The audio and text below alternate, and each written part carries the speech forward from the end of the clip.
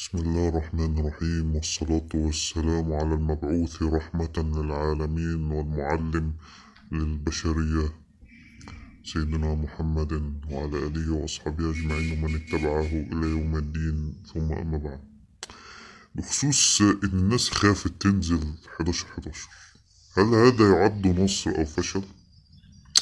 لا. بالنسبة للشعب اللي كان عايز ينزل، فهو انتصار على السيسي.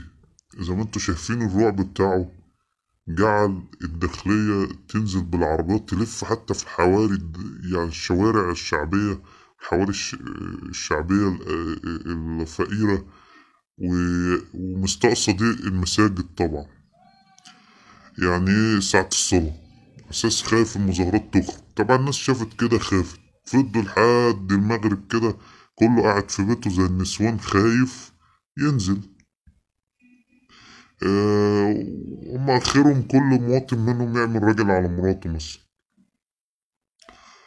خافوا ينزلوا من العربات بتاعت داخلية الدعارة، اللي هم القوادين اللي بيحموا القواد بتاعهم، الصهاينة اللي بيضحكوا على الناس بالأمن والأمان، اللي هو الأمن والأمان بتاعهم هم بس، ليهم هم وقلاضيشهم فقط. بس أنا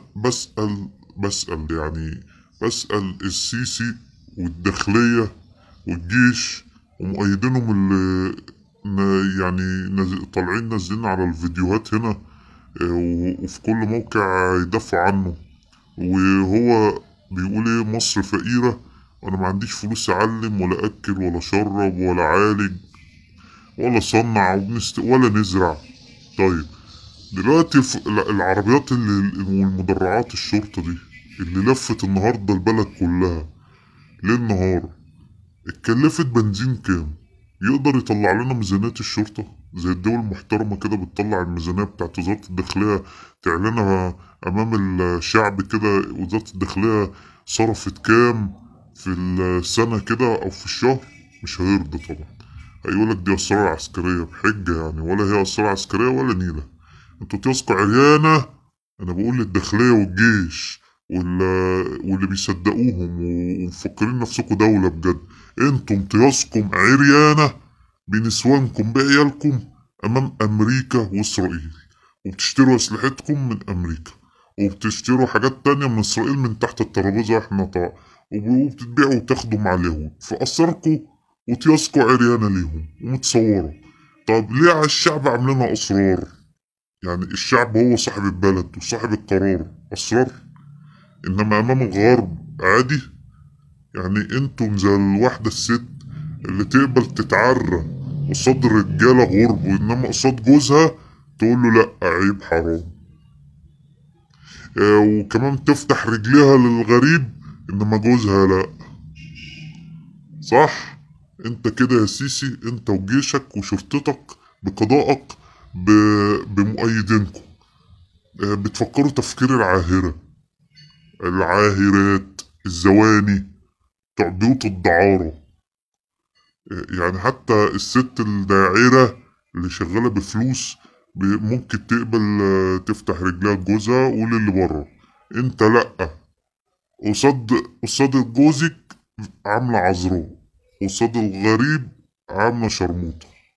الداخلية بالجيش بالسيسي بمؤيدينهم. الفلوس اللي صرفتوها على البنزين النهاردة ديت، مش كان ممكن احنا اولى بيها؟ الشعب كان اولى بيها؟ لا. انما لحد الشعب انا معيش. والمكافآت اللي بتاخدوها مش فلوس حرام دي؟ امام كل جنيه بتاكلوه يا شوية لمامة يا بتوع الداخلية ولا جيش، قصاده مواطن تاني بيموت من الجوع او المرض او الفقر او القهر. طب انت معاكش فلوس، فاتح سجون جديدة وعمال تصرف اكل على الناس المساجين اللي جوه دي؟ مش اولى يطلعوا بره احسن؟ والفلوس اللي بتصرف على السجون ديت احنا اولى بيها، الشعب اولى بيها. طب السلاح اللي جبته للجيش دوت هتحارب بيه مين؟ لما انت ولا عرفت تحارب اثيوبيا ولا اسرائيل، يبقى تحاربنا احنا؟ ده سؤال، اسئلة كتيرة من اسئلة.